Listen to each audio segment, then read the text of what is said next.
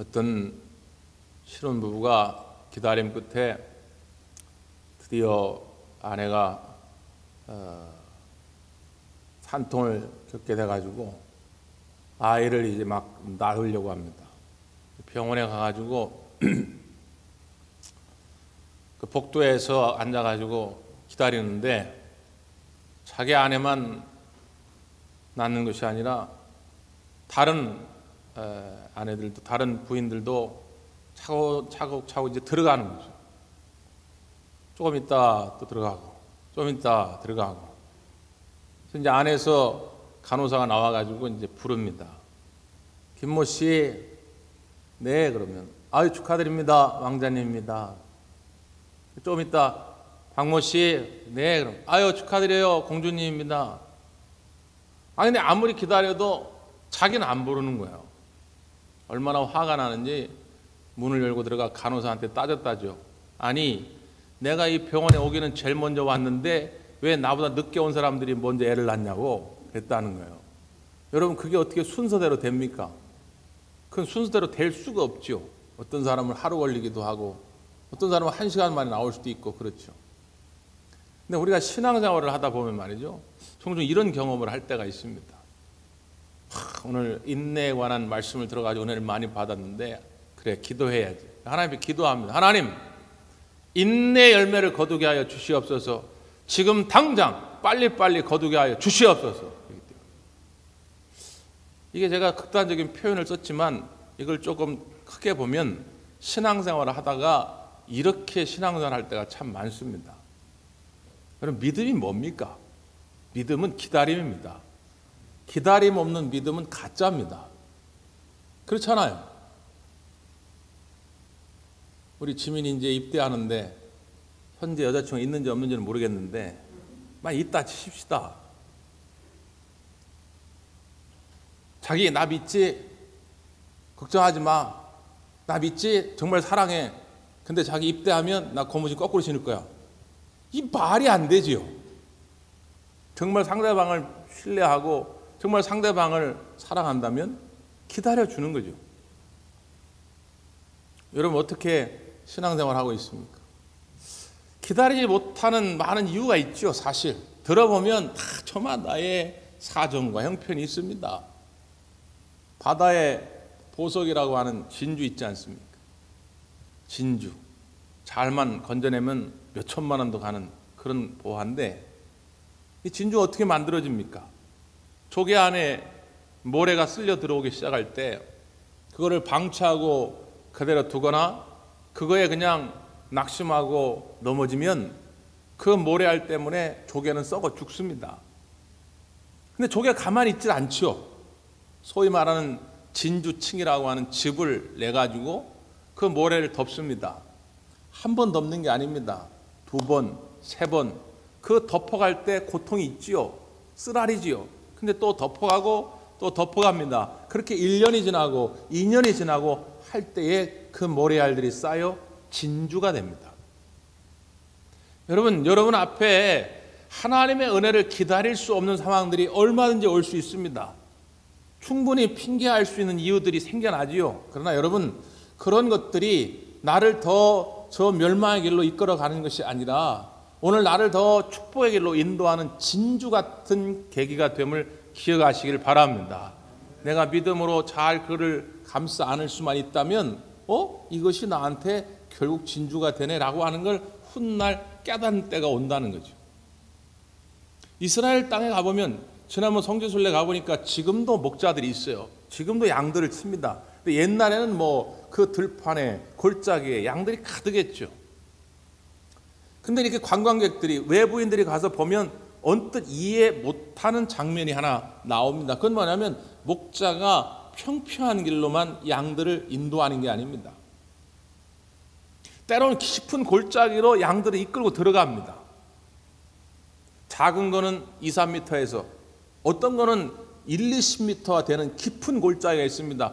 거기는 사람도 잘못 발을 떼서 미끄러지면 그냥 죽습니다. 양들도 떨어지면 죽어요. 그런 깊은 골짜기로 아슬아슬하게 양들을 몰고 갑니다. 왜 그럴까요? 그 골짜기를 지나야 골짜기 너머에 푸른 풀밭 쉴 만한 물가가 있기 때문입니다. 목자들은 그 풀을 따라 이동하거든요. 목자들이 그 양들을 골짜기에 쳐넣어 죽이려고 끌고 가는 게 아닙니다. 그걸 넘어 쉴 만한 물가로 푸른 풀밭으로 인도하려고 가는 것이죠. 일찍이 목동이었던 다윗은 그걸 삶을 통해 깨달은 것이죠. 그래서 하나님 앞에 고백하는 겁니다. 내가 사망의 음침한 골짜기로 다닐지라도 해를 두려워하지 않을 것은 주께서 나와 함께 하심이라. 내가 사망의 음침한 골짜기로 다닐 때 있다 그 말이에요. 그럼에도 불구하고 주께서 나와 함께 하실 때 나는 해를 두려워하지 않을 것이다. 여러분, 그 함께 하시는 주님, 나의 목자가 되어 주셔서 나를 쉴 만한 물가 푸른 풀밭으로 인도하시는 하나님을 신뢰하면서 현재의 삶 속에서 인내의 열매를 풍성히 맺게 되기를 간절히 바랍니다. 성령의 9가지 열매 가운데 오늘 우리가 인내의 열매에 대해서 살펴보려고 하는데, 오늘 본문은 그 인내에 대한 세 모델을 소개합니다. 자, 첫 번째 모델입니다. 첫 번째 7절 한번 보실까요? 시작.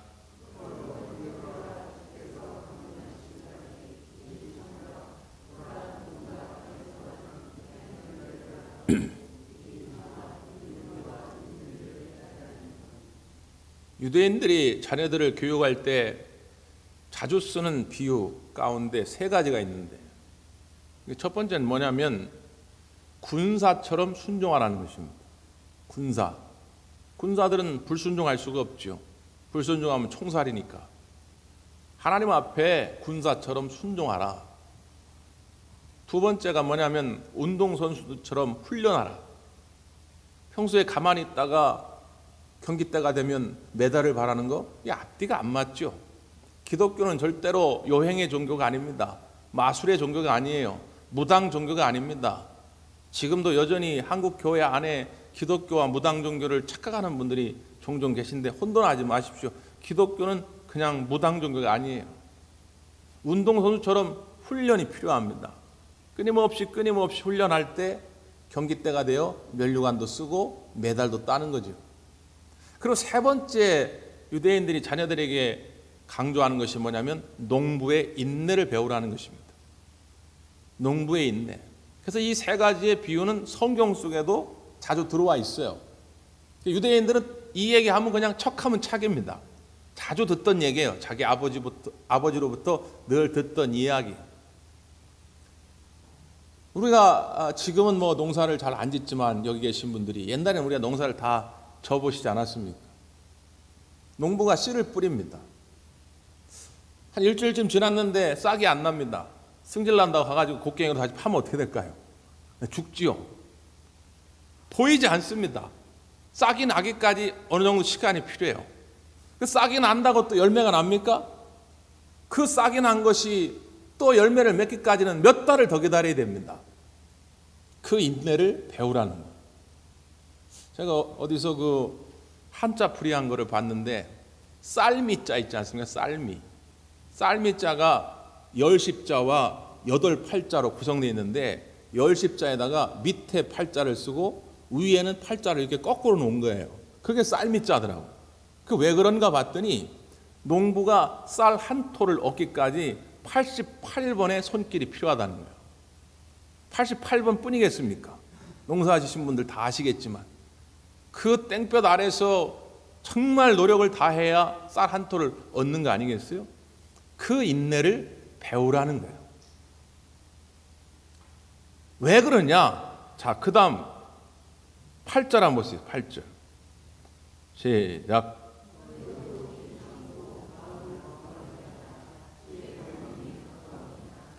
주의 강림이 가까이 왔다는 거예요. 그러니까 이 사도 야고보가 야고보서를 쓸 때는 초대교회 성도들 안에 환난과 박해가 심한 때입니다. 믿음을 지켜가기가 만만치 않은 그런 때입니다. 그래서 인내하지 못하고 중간에서 좌절하고 중간에서 포기하던 많은 믿음의 형제들이 있었던 거죠. 안타까운 마음으로 사도 야고보가 오늘 권면하는 것입니다. 주의 강림이 가까웠다는 거예요. 얼마 남지 않았다는 것입니다. 지난주에 화평의 열매를 말씀드릴 때도 그랬고 그 전에 기쁨의 열매를 말씀드릴 때도 그랬는데 모든 것이 다 주님의 임재를 기다리는 마음으로 열매를 맺으라. 다시 말하면 종말론적 신앙 안에서 맺으라는 것이죠. 만약에 이거를 거꾸로 이야기해서 그렇게 기다리지 못하고 주님의 강림의 때를 확신하지 못하면 어떤 일이 벌어지느냐? 자, 그 다음 절 9절 시작.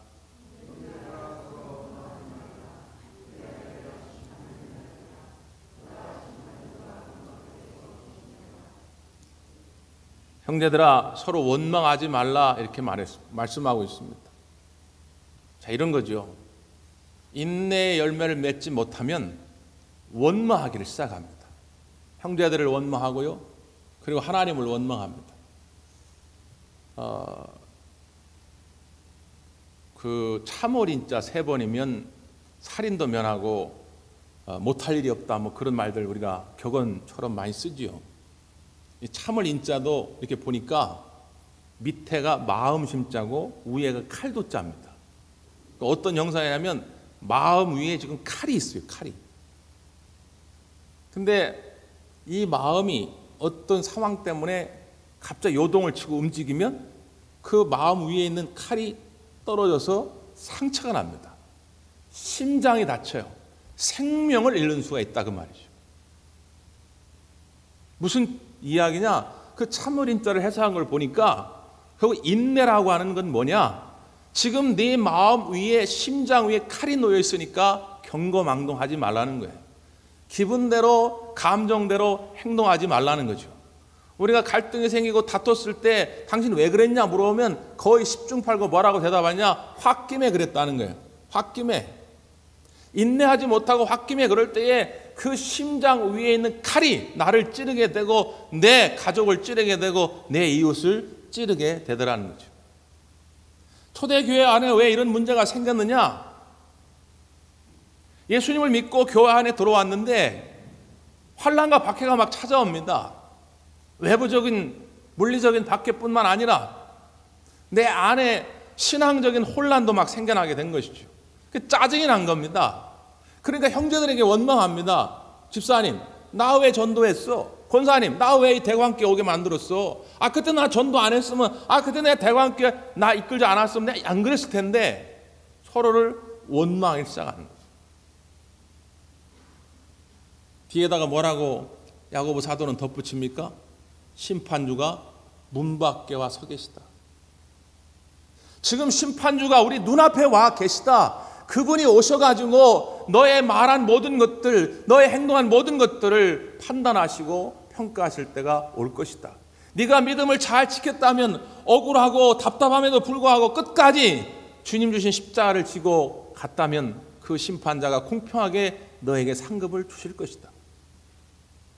그러니까 지금의 억울함, 답답함을 뒤로 하고 인내의 열매를 맺어 믿음을 지켜가라고 하는 것입니다. 사랑하는 여러분, 오늘 여러분이 믿음으로 뿌린 씨앗들이 있다면 반드시 열매 맺게 될 줄 믿습니다. 지금 당장 눈앞에 보이지 않는다고 너무 실망하지 마십시오. 또 그것이 내 남편 때문도 아니고요, 내 부인 때문도 아니고 내 옆에 있는 믿음의 형제 때문도 아닙니다. 원망하지 말고 인내의 열매를 통해서 하나님께 영광 돌릴 수 있기를 바랍니다. 두 번째 모델. 자, 11절입니다. 11절. 그 앞에 10절 시작.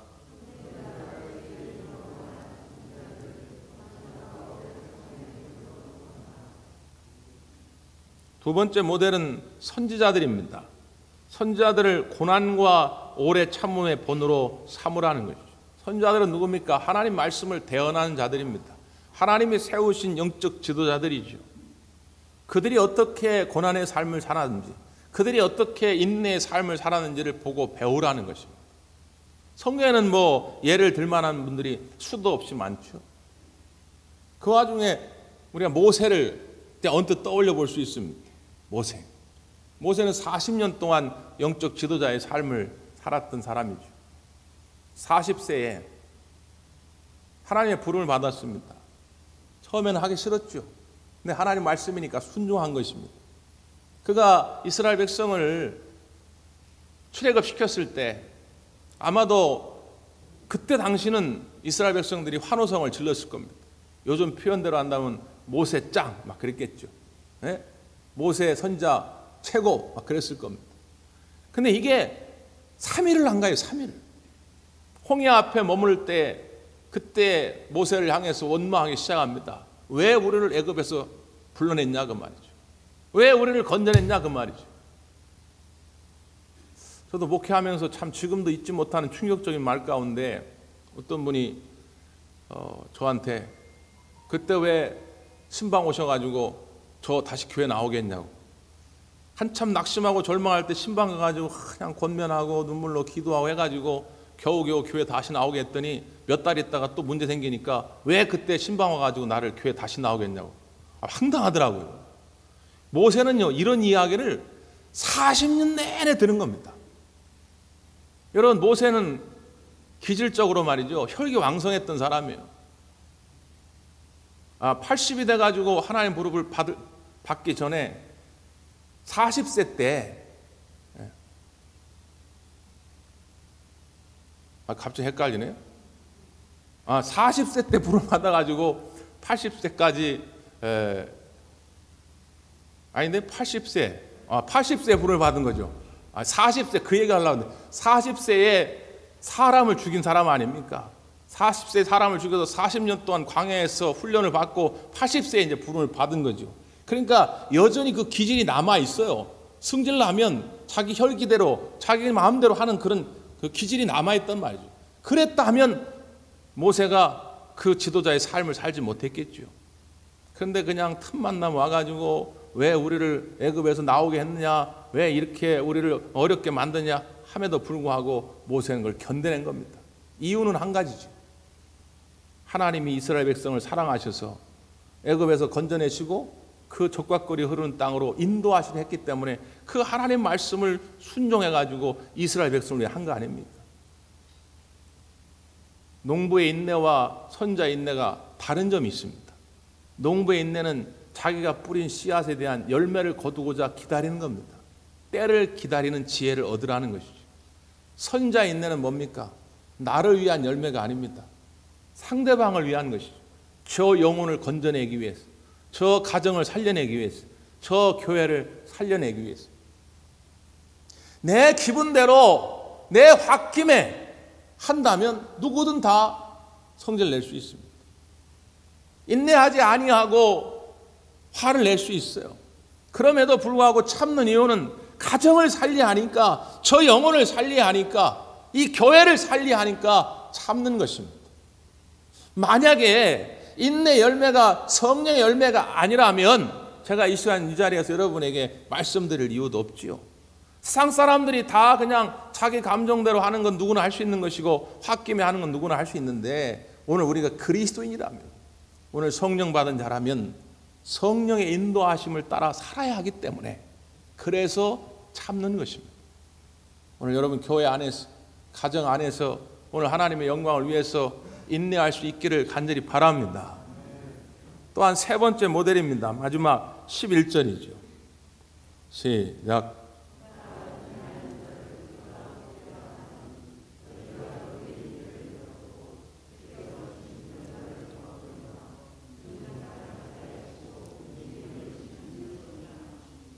세 번째 모델은 누구죠? 욥입니다. 욥의 인내를 들었다. 우리가 욥에 대해서는 잘 알고 있죠. 욥은 당대 최고의 부자였는데 하루아침에 재물을 다 잃어버리게 되고, 아들이 7명이고 딸이 셋, 자녀가 참 많았는데 사고로 하루아침에 자녀 10이 죽게 되죠.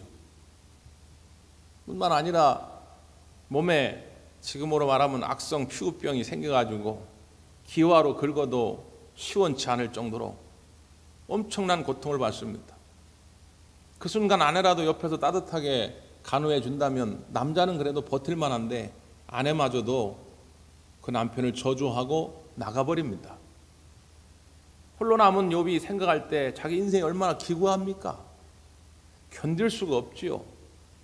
그래서 욥기서 전체를 다 읽어보면 욥 안에서도 끊임없는 내적 갈등이 일어납니다. 그 내적 갈등의 이야기들이 욥기 전체에 나와요. 근데 결론이 어떠냐? 결론. 욥기 처음과 끝이 욥기가 주고자 하는 결론적인 말씀인데, 욥기서 1장 21절에 욥은 그렇게 고백하지요. 내가 모태에서 알몸으로 나와 싸운즉 또한 알몸이 그리로 돌아가올지라. 주시니도 여호와시오 거두시니도 여호와시오니 여호와 이름이 찬송을 받으실지니이다. 고백합니다. 욥이 인내할 수 있었던 근원적인 이유가 어디 있느냐? 주시니도 여호와시오 거두시니도 여호와시다. 하나님만이 인류의 주관자가 되신다. 그러니까 하나님만 영광을 받으셔야 한다. 이 확고한 신앙 고백이 있었던 거죠. 하나님을 그렇게 고백할 수만 있다면 인내할 수 있다는 거예요. 사도 바울도 로마서 3장 3절을 이하에 보면 그렇게 말하죠. 나는 환난 중에도 기뻐하고 즐거워할 수 있다. 그 이유가 뭐라고 설명합니까? 환난은 인내를, 인내는 연단을, 연단은 소망을 이루는 줄 압니다. 이걸 거꾸로 읽어 들어가면 소망이 있으면 환난 중에 즐거워할 수 있다는 거예요. 소망이 있으면 인내할 수 있다는 거예요. 소망이 있으면 연단할 수 있다는 거죠. 그럼 그 소망은 어디서 옵니까? 하나님에 대한 확신입니다. 하나님이 어떤 분이냐에 대한 확신. 우리가 은행에 가가지고 2년, 3년 적금을 듭니다. 저는 교회에서 주는 퇴직연금 지금 20년짜리 들었어요. 20년. 그걸 어떻게 믿고 듭니까? 그 은행이 나중에 안 줄지 줄지 어떻게 알고 말이죠. 우리가 그걸 드는 거는 그 은행에 대한 신뢰가 있는 거 아니에요. 내 돈을 떼먹지 않을 거라는 신뢰. 하나님이 어떤 분이냐는 분명한 신뢰가 있으면 지금 현재의 삶 속에 인내할 수 있다는 거예요. 하나님이 어떤 분입니까? 자, 그 11절 끝에 하나님을 뭐라고 소개합니까? 주는 가장 자비하시고 긍휼히 여기시니시다. 이거를 우리는 욥기를 통해 보았다는 거예요. 주께서 주신 결말을 보았거니와 욥기 마지막 장에 가면 하나님께서 욥을 어떻게 회복시키시는지, 갑절의 복으로 다시 채우시는지를 우린 보았다 그 말이죠. 하나님은 그렇게 가장 자비로우신 분이고 가장 긍휼이 많으신 분이라는 거죠. 이 소망이 분명하면 지금 인내할 수 있다는 거예요. 화랑에 엄마하고 아이하고 그림을 보러 갔는데 독특한 그림이 하나 있더랍니다. 그림의 제목은 걱정과 인내예요.